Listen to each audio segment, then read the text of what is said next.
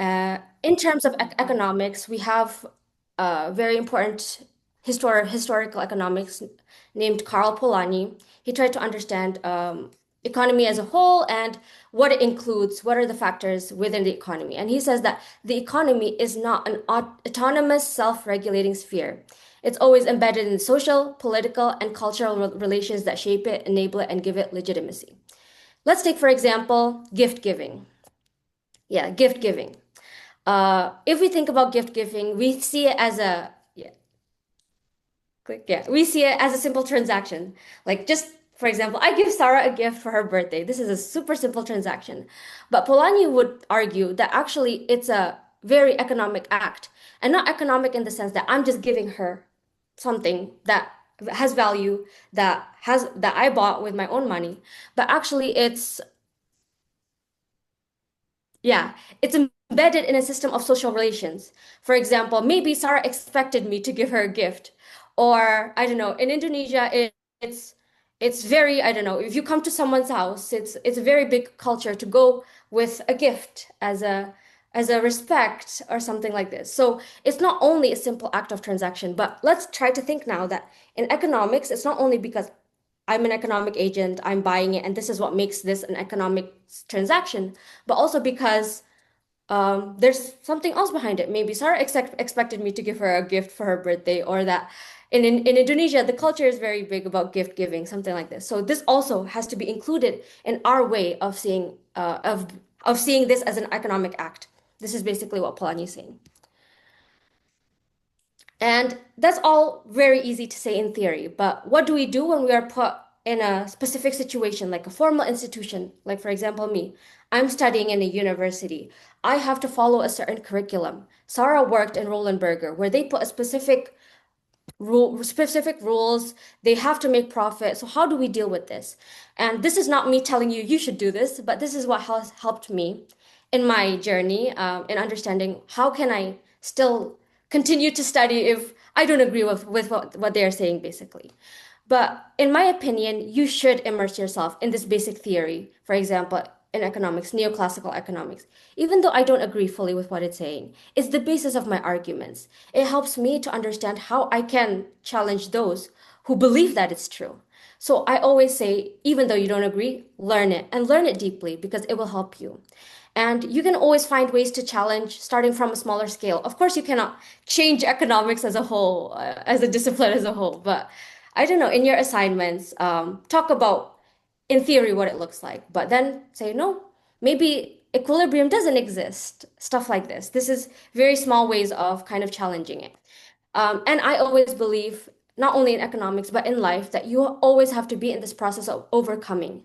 So I don't, and I'm not saying that system thinking is the perfect way to do everything. I'm also saying maybe in the future, there's another way to think, a better way to think. And you have to be open to that. Systems evolve and our knowledge evolves, our beliefs evolve. So never take one way of looking at stuff or of thinking as the correct way to do it. And I think system thinking is pushing us in that direction to always understand and analyze everything and critically look at everything. So this is just, yeah, my way of understanding and dealing with this difficulty and dilemma that we're faced with.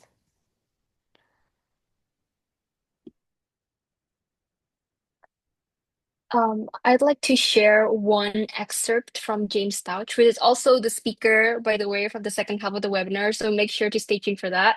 But he says when it comes to contributing to a shifting system, deciding what action to take is just as much about self-reflection as it is gaps in the system.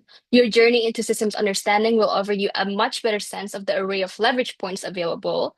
But from among those possibilities, what might you want to do to contribute to that change? What do you have the energy, excitement, or passion for? What do you enjoy doing? What are you good at? What connections, resources, perspective, processes, data, or other contributions do you uniquely have that might be useful to leverage to change? Which leverage points map into your own passions or interests? And moreover, what is at the intersection of the answers to these questions? It may be, for example, that you have a particular skill that brings you no joy to employ, but you might be better off and more effective in the long run if you focus on the things you do well and enjoy doing. And that's why in the earlier speaker sessions, everybody's doing a lot of different things in a lot of different industries and a lot of different roles. And I think it's important to think that like a system cannot change by just one action. It requires collaboration, and you have to decide where you want to participate in that system. I think that's for today. And these are just some of the resources. Thank you. I'll hand it over to Intan. Thank you so much, by the way, for your session. It's really nice to catch up. I learned a lot, but I think before I ask questions myself, maybe I want to turn the opportunity to the participant itself. Is there anybody here who want to ask any question to Najma or Sarah? Or maybe if it's okay, you can also share your contact on the chat box. It can be your email or social media so they know where to reach you. But yeah, for everybody here, feel free to raise your hand or type in the chat box or just unmute yourself if you have any questions.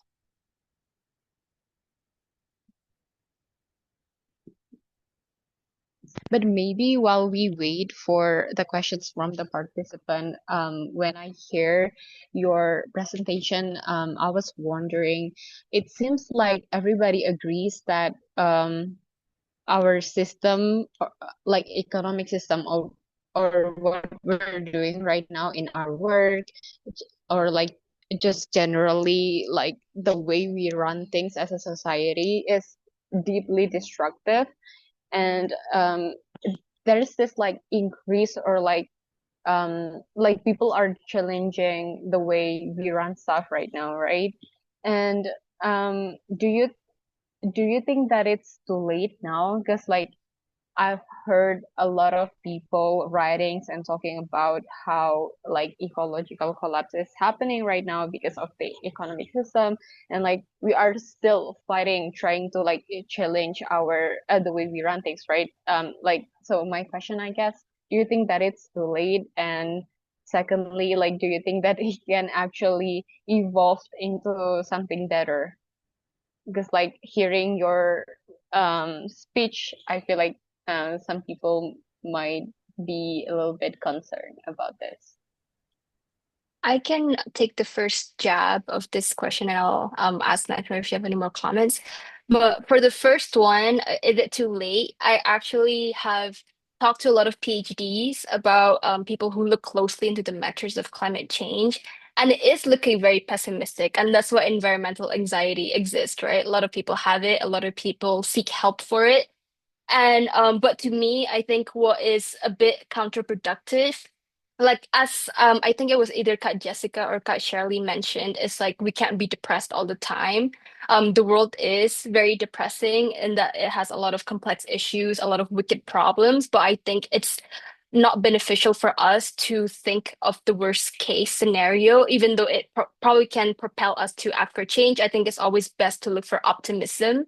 I think Annie Dasgupta, which is the CEO of World Resources Institute, came up with a new book and how he thinks that it's important for us to rebuild optimism, and also it's important for us to look for those pockets of changes that are already happening in the system because things are happening. For example, even like COP, the conference for climate change, like at first it was only a few countries and then more countries got involved. And then now like they're giving voices to people in the southern hemisphere, which usually are neglected in those sort of like worldly conversations.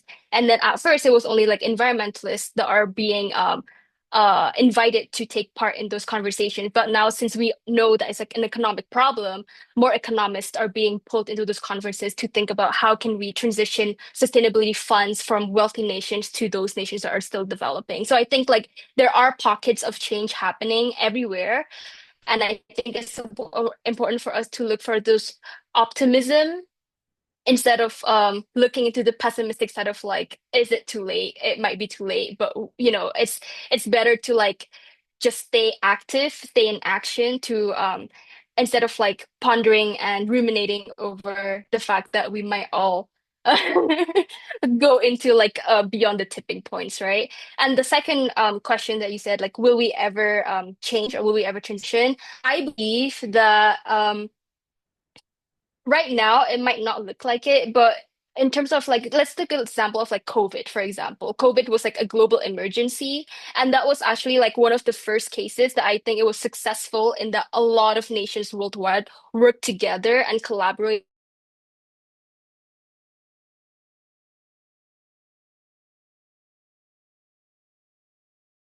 is very like a big thing. We structure give space for people who are cannot afford food or those who cannot afford their housing. They give like subsidies, and I think that was like the first ever sort of like act that the government has taken in terms of like giving subsidies in that scale for its people. And I think a lot of governments did that as well. So I think like in terms of is it actually possible? I think right now it's difficult for us to see because climate denial is also a thing. And I think like people just don't see climate change as like the most urgent thing in their to-do list as a government. And I think once they do, and we can do this by rethinking economics, sort of like challenging that we don't need forever growth, we can possibly like have people work together and create, actions that will hopefully lead us to that change. I don't know if Najma, go ahead if you have any question. Okay, cool. Yeah, I hope that answers your questions, but I think it's best to look for optimism and hopefully with more collaboration, bottom up, we can do it. Maybe not in our lifetime, to be honest, but maybe in the long run.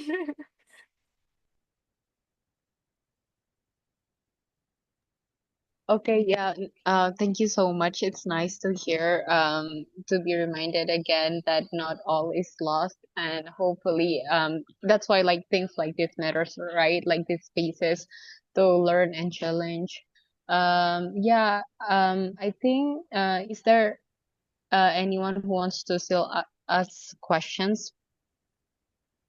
But I think it's safe to assume that everyone here um is hopefully already understand what you're talking about, or they can just like reach you out after this if they have any other questions. But yeah, thank you so much for taking your time to share with us today. Maybe before we close our Zoom meetings, maybe we can do a little screenshot with everyone if if it's possible for you to turn on your camera, please.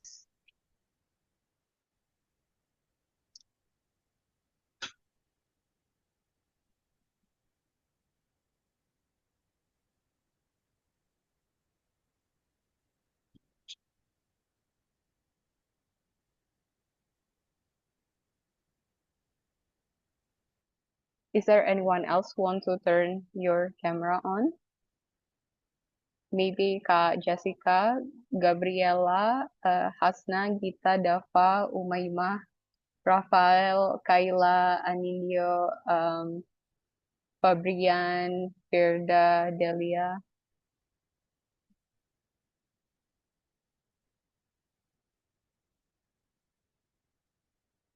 Hi everyone, it's nice to see your faces. Okay, I think Salsa is going to help me screenshotting. So I'm just gonna count down from three, and everybody please smile. Three, two, one, cheese.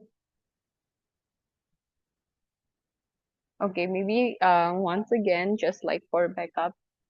Three, two, one, cheese. Okay. Thank you so much, everyone. Thank you so much to Kak Najma, Kak Sarah, and yeah, Kak Jessica. You are allowed to leave the Zoom meetings, but for the participants, I just want to check how are you guys feeling? Are you down for a little bit of reflection sessions? We have a few questions for us to reflect again from the whole session. Please give a reaction if you're down, or like, do you need rest, since we still have a second session after this later at 7 p.m. a good thumbs up or like thumbs down would help maybe.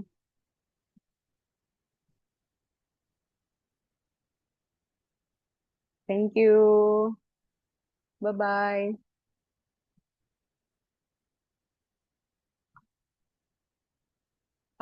Well, maybe Geeta, you can help share screen the worksheet if anybody wants to see what we're going to talk about. Mainly, we are asking you guys questions to get to know how we are doing for this session. Because I want to know a little bit better from you, because this is as much important for you as well as for me, right? Hopefully. Maybe next slide. Yeah, so I wanted to do this discussion time with everyone here. I would love to know who you are. Please introduce yourselves and answer one of these questions. We wanted to know which speaker or idea resonated the most with you. Maybe you can share why. Or we have like several speakers before. Do you see any connection between these different fields or systems? And maybe is there any common threads or shared challenges that connects the work that you see from today's session? And yeah, maybe you can name one system you want to map after this. Maybe you want to map out like the healthcare system or transportation or anything else. You can just like pick one, maybe if you guys are still down. And all or also let me know if you guys are also like tired and need rest after this. Hi there, maybe I could contribute. Thank you so much, Alvin. Please go ahead, introduce yourself first. Okay, well, hi everyone. My name is Alvin. Um, yeah, let's leave it at that.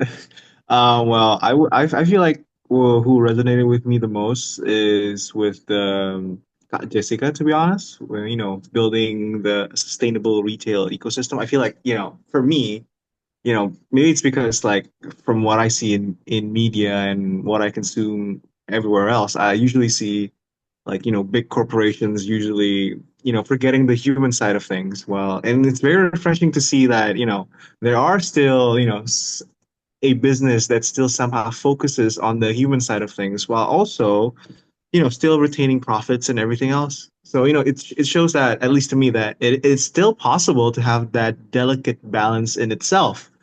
So yeah, I feel like it's very refreshing to see. And, after hearing from all the speakers, at least a common thread or at least a shared challenge is that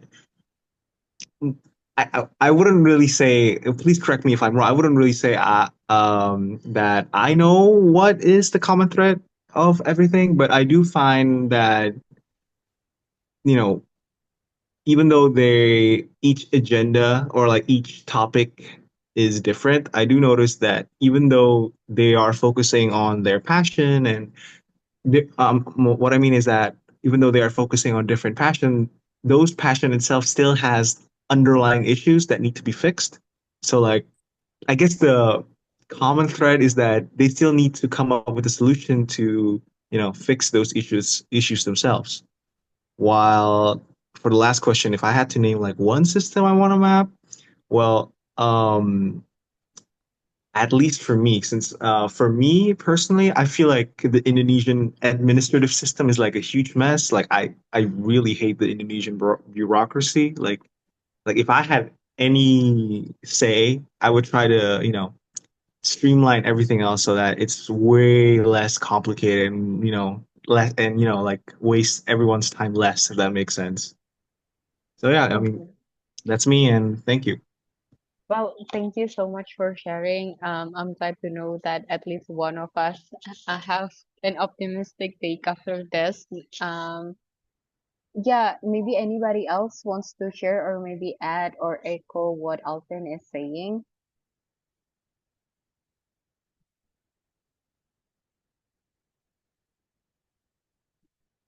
yeah, we just wanted to know how everyone is doing and how everyone is taking this information. This might be a lot because we are cramming different problems, different fields in a short amount of time. Maybe if I have like one more person share with us and then we will be done. Okay, hi Safina. Can you like Hi. unmute yourself? Yeah, I can. Can you guys hear me? Yes, all good. I just want to give a give a response to Alvin's answers basically, because like Alvin mentioned that we have to come up with a solution on this to like I don't know mainstream system, but I also do maybe there's no one rigid solution to all of this. Maybe that's the point of the systems thinking. Like it, it constantly evolves and it constantly changing, and that's why we all need to be like a lifelong learner. I think. Uh, but yeah, I don't think there will be like a solid solution that can solve all of this. All of the problems at once. So yeah, I think that's just my take. Mm-hmm. All right, thank you so much, Safina, for sharing with us. Yeah, being a lifelong learner is a big, important concept that we all uphold here in Bridging Minds, and also the point of system thinking as well. And about like whether or not we have one solution for everything, I think you will get more insight, more deeper insight on the second session later tonight because we have the expert themselves sharing with us, which is James Stouch and also two champions of Map the System. One of them map out child marriage phenomena in Indonesia, and the other one map out how Jakarta is both sinking and experiencing water scarcity. So please stay tuned. We will see you guys again tonight at 7. And yeah, please take the rest of this to like catch your breath, eat and stuff. But yeah, we are appreciative of your time. Let us know if we can accommodate you in any other way. Let us know through the WhatsApp chats, or you can also contact the contact person that we share to you. Thank you so much, everyone. I'll see you later tonight.